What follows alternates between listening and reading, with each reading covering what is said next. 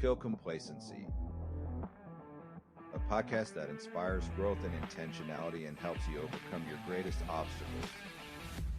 The interesting thing that happens when you express thanksgiving, you express gratitude. So it's not just feeling it, it's actually expressing it. It prompts you to want to share with others. It prompts you to want to continue to level up because you want more of that. Gratitude actually is addicting, and it makes you want more. So as you feel this, you go, man, this was incredible. It's positive reinforcement that causes you to push forward. And so complacent people, they lose their sense of joy and wonder in the small things, and they're no longer amazed by what they have and what's around there. So then it becomes ho-hum. You know, one of the least complacent people I've ever met was a guy named Vincent Agbortigo. He moved here from Africa. He was a pastor there, and he came and was an entrepreneur here. But every time I would see Benson and run into him out here in DFW, I would say, "Hey, Benson, how you doing?" And I love this. He would go, "It's another day of free oxygen." And I was just like, this is so great, man. He's so grateful for free oxygen. When was the last time you were thankful that you didn't have to pay for the oxygen in the world? So, Yeah, that's good. I read a book years ago called The Gap in the Game by Benjamin Hardy. Strategic coach guys, they're incredible. Yeah, and that book talked about that, and that was really helpful for me because I always try to apply one thing from a book, and the one thing I applied was to journal every night, things I'm thankful for the day, and labeling wins. And not only does it kill complacency, but it also makes you a nicer person.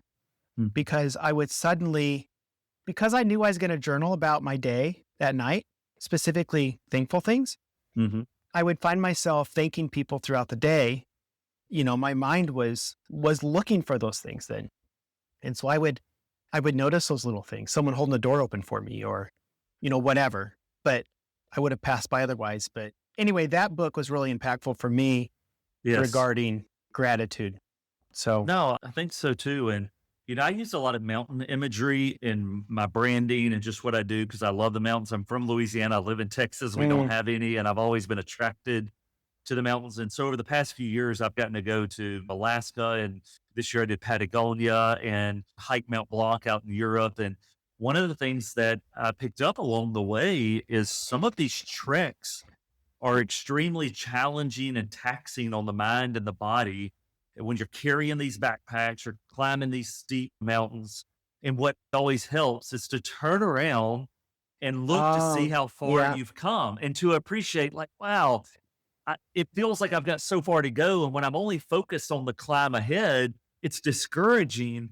But as soon as I turn around and look like, wow, we started way over there. This is incredible. It just gives you that extra. And I think about that with a lot of people in life. They're only looking at what hill they still have left to climb. And they'll never stop and turn around going, dang, look at, and that's toxic for business, but it's especially toxic in our relationships at home and in our friendship and relationship circles, because we can begin to just look around and go, man, my kid, I can't believe they continue to do X. But then you forget, but look at all of the progress they've made in these other areas. And so that look at the gain, not just the gap. Yeah, I think it's huge. Look back and compare, instead of compare to an unreachable goal that you wanted to get, compare to how far you came. That's right. Celebrate that. Yeah, that was a really good book for me. Yeah, no, I think so. Really, I'm going to just say those strategic coach guys are some of the best people on the planet. I love what they put out. It's always practical, helpful. And so, kudos to them. And that was a game changer book. Yeah. In listening to you talk earlier, it seems like in 2019, there was almost an identity shift from a perfectionist to an improver. Yeah, certainly from a semantics point of view. Yeah. There was definitely some of that. Yeah. Can you talk a little bit about just the identity that we perceive and how that impacts how we live? Yeah. Many people look around and desire different circumstances or a different reality. They go, man, I wish I didn't have to work as much, or I wish I could make a bigger impact, or I wish we could travel more, or we wish we could do whatever. And so they look around and they desire a different reality and they hope for it. But hope and desire is not a strategy. So how do you get from here's where I'm at and there's where I want to be?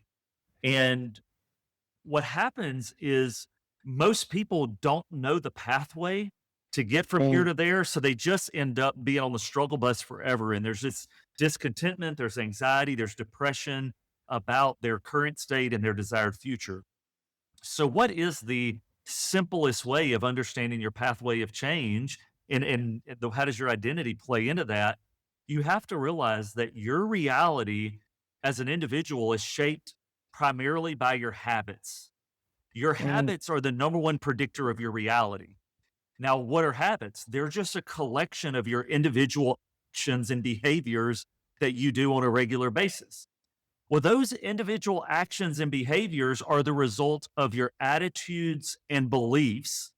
And your attitudes and beliefs are the results of the thoughts that you put into your head and what you choose to focus on.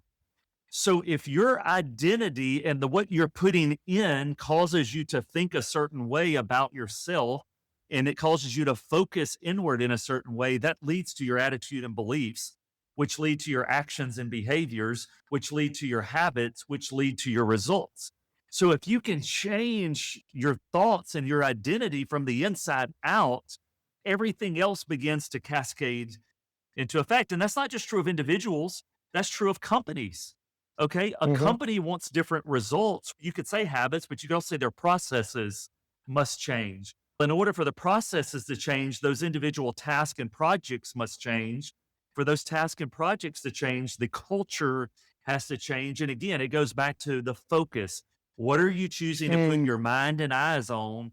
That affects everything else. That's why Simon Sinek says, start with why. That's why we realize that vision is so important, because what you put into the eyes and into the mind shapes what follows after. So yeah, change your identity, change your life. And that's what we open up the book with, is I tell people, you may not realize it, but you're in one of three categories.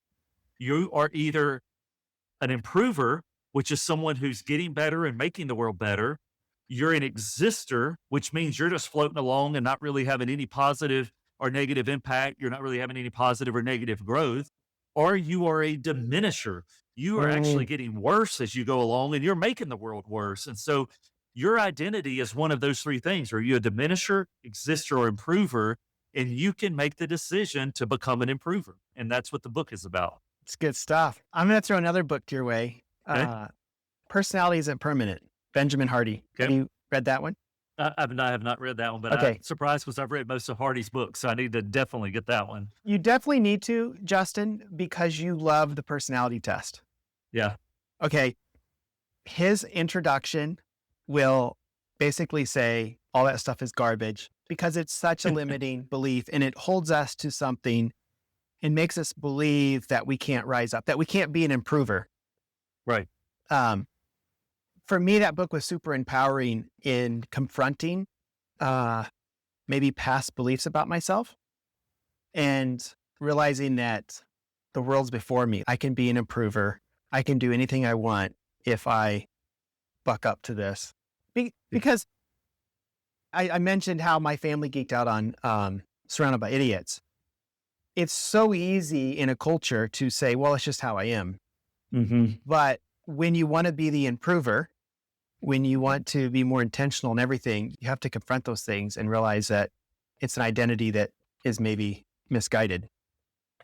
Yeah. So, no, I would agree with that. I get asked that so often because we're huge on helping people discover who they are at this given point in time. And then how do you get that into proper alignment with their teams and then maximize productivity?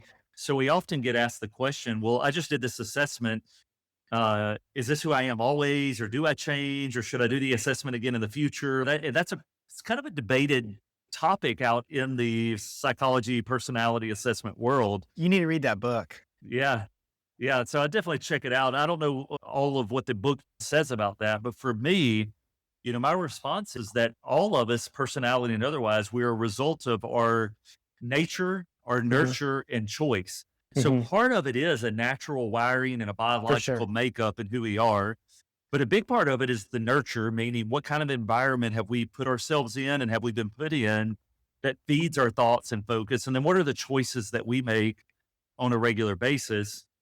Historically, it has been thought that of those three things, you can affect two of them. You can change your nurture and you can change your choice. And so typically what was said is, well, when it comes to your personality, you can adjust certain things over time by nurture. What do you read? What do you get around? What do you put in? And then what decisions do you make? But your nature really never changes. And I would say that is mostly practically true, with the little asterisk that what we now know about the human brain is this idea of neuroplasticity that says the brain actually can rewire itself. And so what I would say is, over a long period of time, your nature can actually change. And so that component is also can be a part of your improver mindset. You can change over time. Practically speaking, though, what we help people do is say, let's just take your nature where it is, because in the next months and years, that's not going to alter. But what you can alter is your nurture and your choices. So let's focus on that. That's good. And I just want to throw in here, in regards to nature, as a believer, our nature can change. It can change overnight. Like, Christ can come in and take the junk that we grew up with and owned and do away with it and make us new. So certainly, even the idea of neuroplasticity that we've just discovered in the scientific world fairly recently, in the grand scheme of things, has been around since Romans 12 and even before that. But Romans 12 says you be transformed by the renewing of your mind. And so it says, hey, you can actually transform. And certainly the scripture talks about there's an old man that dies and a new man that can come. And so we are not bound by those old natures. That being said, a lot of our physical, biological, mental makeup sometimes comes with unique advantages and disadvantages. And for a lot of people, it does behoove them to lean in to their natural. If I was going to be on a football team, if I'm a bigger guy, it might naturally make more sense to get onto the line versus being a wide receiver. It doesn't mean you could never be one. It just means, hey, it probably is more practical to go into that. So, which is also another question we get of improvement is, do you focus on your weaknesses or do you focus on growing your strengths? And so that's and I don't know if when you think about improvement and not being complacent, do you say, what I like to do is I like to just keep honing my sharp skill sets? Or do you look at the deficiencies in your life and go, let me work on my weaknesses instead? Well, I think that as a practical example, one of my goals right now is to get a 6-pack. Like here? No. I'm just kidding. But I can't, to your point, I can't do that without looking at my weaknesses, my diet. I can be athletic, but outside of changing my diet, you're never going to see the 6-pack. So I do think that you have to look at your weaknesses and confront them and say, I can't have all the sugar, all the carbs, all the pizza. No, I totally get you on that. One of the ways that we answer that question when we're training teams and we get talking about like the 6 types of working genius. These are your geniuses. These are your competencies. These are your frustrations. Should I work on my frustrations so that those become? And what we always say is, regardless of what you feel like your strengths and weaknesses are, there's what I would call minimal competency that you must reach to be able to do certain things. Reach your level of minimal competency in any of those areas, and then turn your attention to focus on your strong areas. For instance, you take a married couple and the guy says, hey, I'm not good with money. So since I'm weak in that, I'm just going to let my wife handle the finances in our relationship. That's a cop-out. If your wife is truly better at the money, maybe she should be the one that is handling it, but maybe you should grow your deficiency enough to where you're minimally competent to engage in conversations, be support, and you can do them if you are needed to. So when you think about developing team members or growing your own professional skill set or what have you, what you can do is go, is there an area that truly is deficient in a way that's causing it to be a diminisher behavior? It's actually a negative drawback. Well, in that area, I need to bring that up to minimal competency. But then once I'm at minimal competency in these areas, I can make my next growth areas on building my strengths. That's powerful. If someone's starting off right now, Justin, what advice would you give them for getting unstuck and starting that forward momentum of becoming an improver? Yeah. I would say the first thing is to look backwards before you look forward. If you pause and you spend some time to reflect and then direct. So you reflect on where you are, where you've been, and take an honest assessment and really seek that out objectively. That puts you in the best place to actually have growth. People who struggle with growth are those who are not living in reality because they're not slowing down enough to really currently evaluate and assess where they are. So they're trying to modify behaviors and outwork their own stupidity, and they're just trying to hustle and grit their way through it. Stop, look in the mirror, examine, and then go, okay, now that I know where I'm at, here's where I want to be. Let's go there intentionally. Blaise Pascal has a quote that I love where he said that most people invariably arrive at their conclusions not based on what they find convincing, but what they find attractive. And so most people are just going after what is convenient for them and is attractive versus going, what's truly objectively honest and reasonable, slowing down enough to do that. And then a part of that should be gratitude. When you see the gratitude, that gives more direction than just looking at gaps. When you go, man, I'm so thankful for a wife and children at home. All of a sudden, when you start thinking about your growth, it's filtered through the prism of what truly matters in your situation. So yeah, reflect and have gratitude. That puts you on the pathway to growth. Hey, I'm curious about this. This will probably come out about first of the year. What's your take on goals? My take on goals. So I'm a big proponent of goals in the right way. If we rewind the tape and go back to personality assessments, one of my favorite quotes around that is personality assessments shouldn't put you in a box. They should tell you about the box that you're usually in and what you can do to get out of them. Right. That's good. And so I like that part. And I think a little bit of the same way about goals. Goals are not meant to be an in and of themselves. And some people overemphasize goals just like they overemphasize assessments, but use the right way as a mirror, as a reflection tool to measure can be super helpful. Michael Hyatt, I think, is one of the greatest productivity coaches out there, certified in the full focus planner. I love educating people on that. And one of his quotes that I think is magnificent is where he says, a goal is not about what you accomplish, it's about what you become. Yeah. And so when I think about goals in the new year, if you're just setting goals for goals' sake, and you're just going, last year we had this revenue, so let's just up 20%, it's going to be our goal in the new year. That's not really that. But if you're setting a goal as a part of a broader vision, so the vision is here's who I ultimately want to be. A goal is just a measuring mile marker along the way of that. It is a indicator of your transformation. I do think it's great. And then I think resolutions are the weakest of them all. To just say, I'm going to try, I'm going to hope, I'm really going to give it. That's the weakest thing that people do in the new year. But a goal that's measurable, time bound, that's very specific, that has accountability built in, that's the best way for most people to progress. Tie a goal to a vision and include those ingredients. Good to go. Time bound. I also think scheduled. If I was to make it, you play with that, I would make it smarts. Because people don't schedule their goal and they just think they're going to get the six pack. But you've got to put it on the schedule when you're going to do it. Yeah, no, I think so. It's the old schedule your priorities and then prioritize your schedule is the right way to go. And I think high performers, they do that. And so, you do have to get it into the rhythm. But I think accountability is one of the things that just people don't.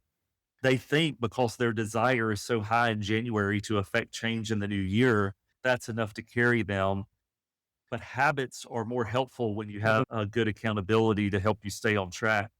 And by the way, when it comes to goals, most people only think in terms of achievement goals. So they think, oh, I want to get a six pack or I want to run a marathon or whatever. But to think in terms of a habit goal might be more helpful for some people. I do think you have to pick and choose. But certain habit goals can lead to the achievements that you really desire. I really try to make goals and then I try to sit down and figure out what are the weekly or monthly or daily things I need to do to make this happen. Like, I want to have a better marriage. Well, that means I'm going to go on a date night once a week. Like, we're going to do it. I'm going to schedule it and I'm going to track it. And at the end of the year, I'm going to make sure we had 50 date nights this year. Yeah.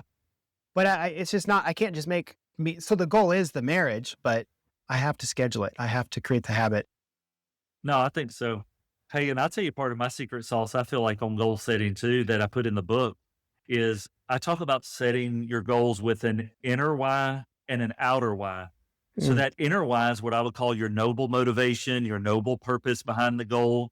And your outer why is that more superficial one. And people who achieve goals usually have both of those attached to them, whether they realize it or not.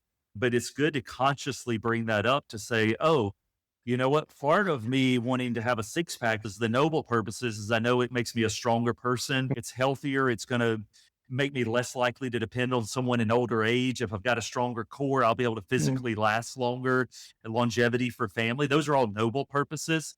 The superficial, man, if I go to the beach, I want to be able to take my shirt off and have those washboard. And so it's okay to have both of those desires. But some days I wake up feeling like a stud. I'm like, you know what, man, I am just, everything is clicking and I'm confident and the noble purpose is all I really need to go and do my work in the day. But you know what? Some days I wake up feeling like a dud.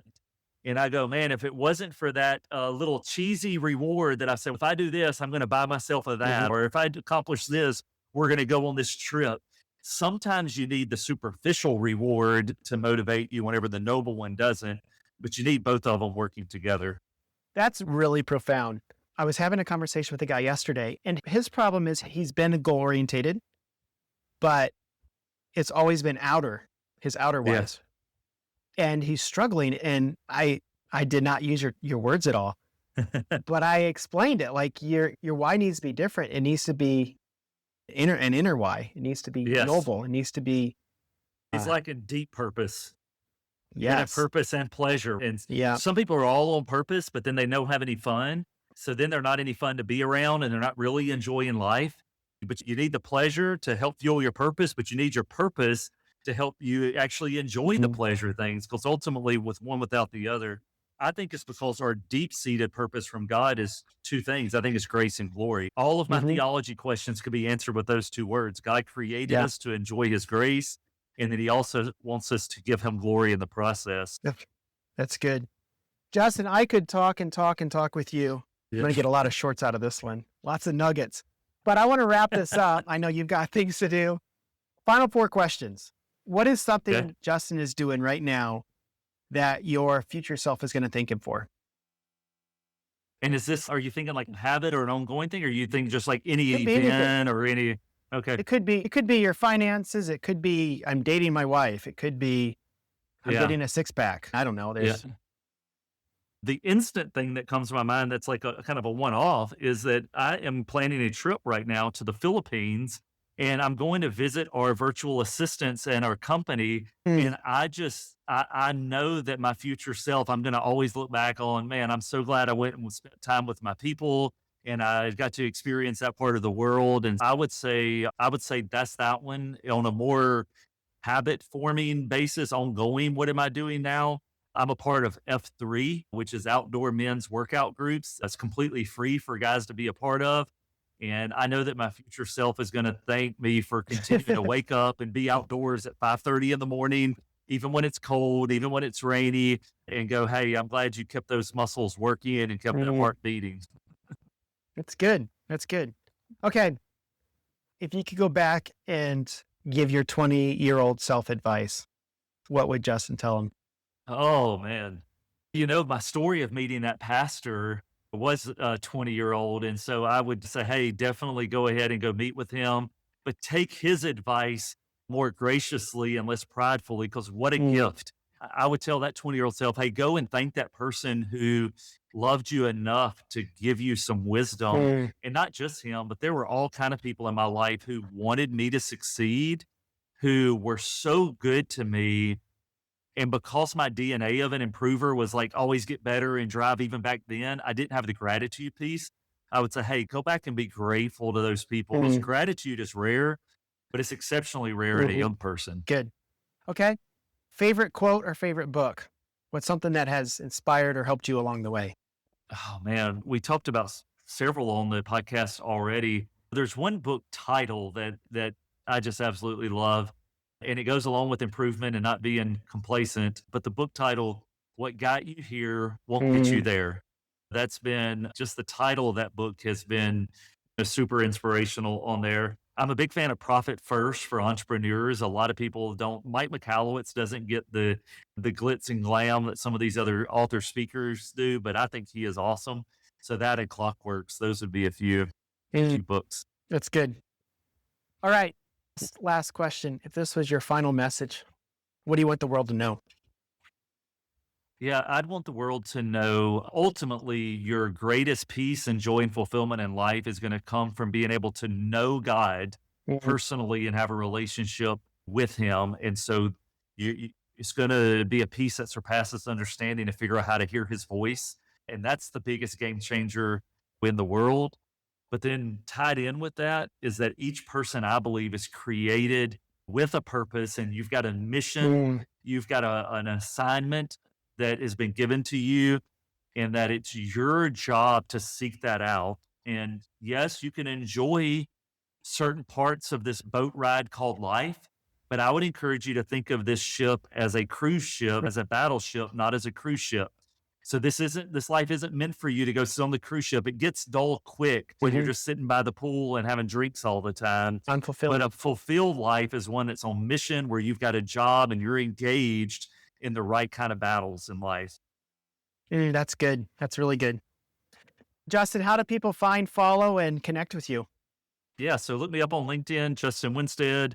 I'm not as active on Instagram, but Improver Coach is there. You can find me on Facebook on it. If you're interested in our VA services or in getting some team culture training, bringing the improver culture mindset to your team, you can go to highercultureva.com. That's highercultureva as in virtualassistant.com, or improvergroup.com, which is just improve with an R, improvergroup.com.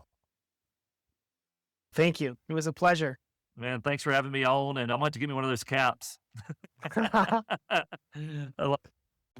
Just wanted to thank you guys for listening to the end. In closing, I just wanted to add that if this message resonates with you, if it aligns with your values, and something in it today triggered something, then you can also look me up on Facebook, LinkedIn, Instagram, YouTube. We are really trying to help people live more intentional lives, to kill the complacency with which they have subscribed to. I know there's many ways which I get sucked in all the time. So if this is beneficial, follow me there.